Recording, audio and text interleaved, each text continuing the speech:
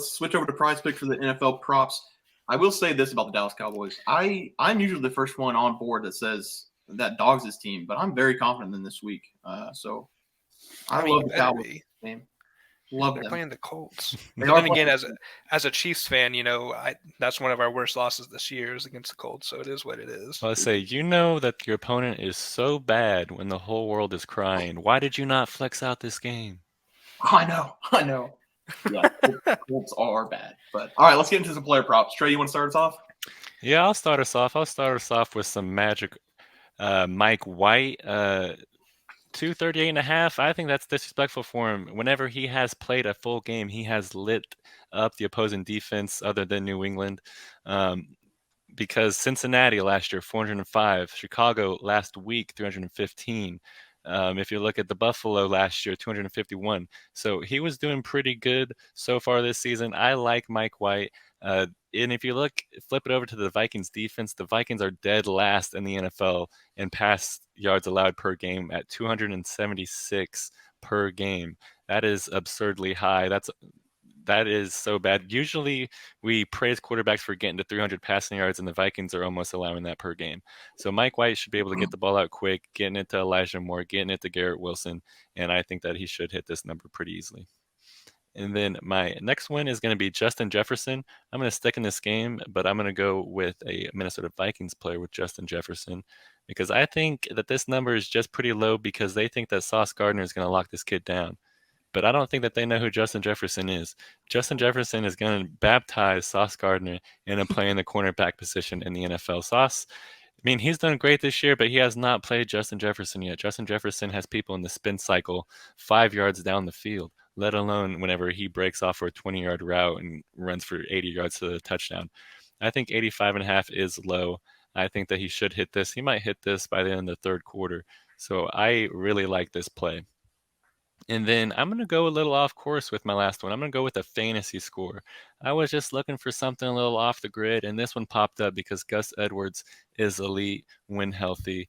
J.K. Dobbins still isn't back in the fold, and the Ravens love Gus Edwards whenever he can seemingly show up to play a game because whenever he is healthy and in the lineup, the Ravens feed him.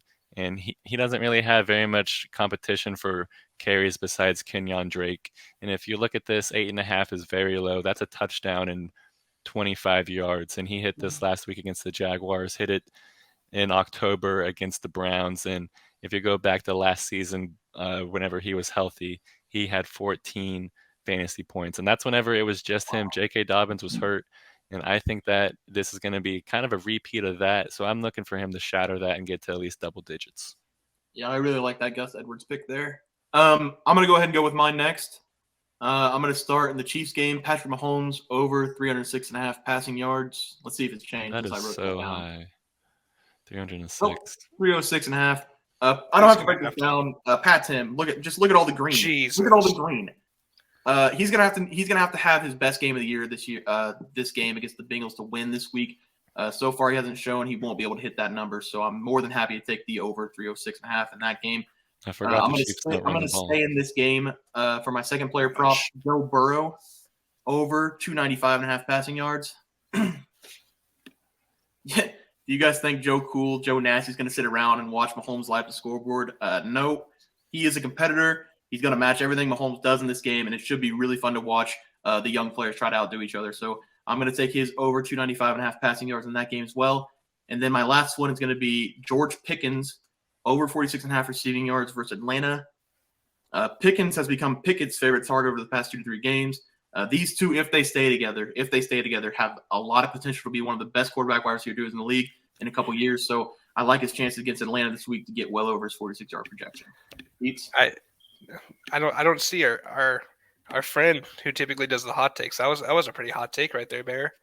No. I don't think that's hot at all. I think Pickens and Pickett might be the best wide receiver quarterback duo in 3 or 4 years. I really do. If there's a way that we can screen record this and have a little calendar day to look back in 3 to 4 years. The Steelers are the best organization of developing wide receivers. And if they could just develop Pickett to be able to throw a ball, maybe get the gloves off his hands, then, the sky's the limit. They really are. Pickett has looked a lot better of late. He's really right in front of our eyes. So I think they have a shot. So, Teats, how about you? Well, Trey, we don't have to actually move very far. We can go ahead and start with George Pickens. I, too, have him over 46.5 yards for the same reason. He is the favorite target. Deontay Johnson kind of gets some targets from here and there. He does okay. But Pickens is he's just a physical monster. And he will go up, he'll catch the ball. And when Pickett has to chuck a ball up in the air, who else to throw to besides Pickens? I will then take you guys to a disgusting play. It's rushing yards. It's the New York Giants. It's Saquon. Dude, it hurts to talk about, but the offense is bad now. Oh my God, he has been bad the past 2 weeks. Bad. Well, there's no one on that offense. Like, they have Darius Slayton, and they have him. You know, like, Daniel Jones does not have any receivers to really throw to anymore besides Slayton. And they're also playing against Washington, who the last time I took a running back against Washington Redskins, I think it was – I'm trying to think who it was. It was like Damian Pierce or something like that, and he had like 12 yards rushing. I don't think that Saquon's going to end with 12, but I don't think he's reaching that 70.5. I think that teams just understand too much that they're going to have to key on him because he's the only person that can move the ball. So there's my disgusting under. Hopefully I can go take a shower after this. I don't want to talk about that anymore. Here's my last one, boys. Let's go over to the passing yards, and all I have to say is this.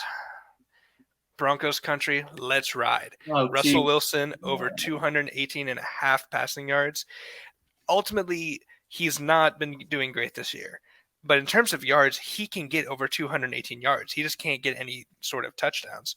So I think that 218.5 against a Baltimore secondary that's very easy to beat. I think we're looking more like around the 260, 280 range. As long as Hackett doesn't watch this video and then completely scheme things in a way that Russell Wilson's just doing 2-yard checkdowns and then they punt. That's what he's good at. But I like you're feeling dangerous with Wilson. I like that a lot. Feeling dangerous over here.